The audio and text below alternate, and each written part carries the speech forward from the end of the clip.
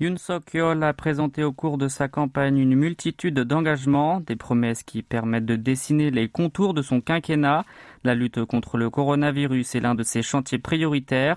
Il entend créer une cellule spéciale dédiée sous son autorité directe afin d'activer un programme de secours d'urgence. Selon le président fraîchement élu, le changement doit être radical sur le marché de l'immobilier.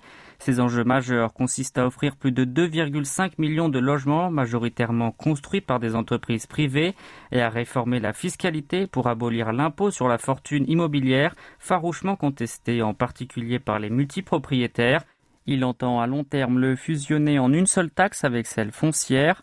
Autre proposition emblématique mais controversée, elle prévoit de supprimer le ministère de l'égalité des genres et de la famille et de renforcer les peines pour les fausses accusations de violences sexuelles.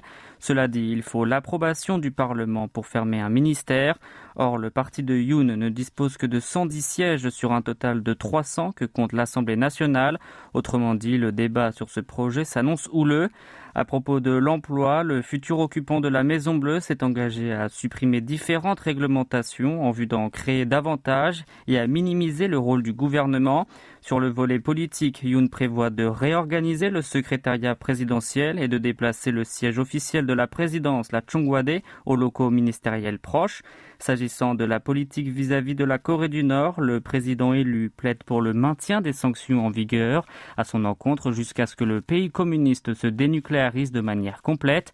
Il envisage également de déployer de nouveaux boucliers antimissiles dans le sud de la péninsule et de continuer à investir dans la construction de centrales nucléaires civiles.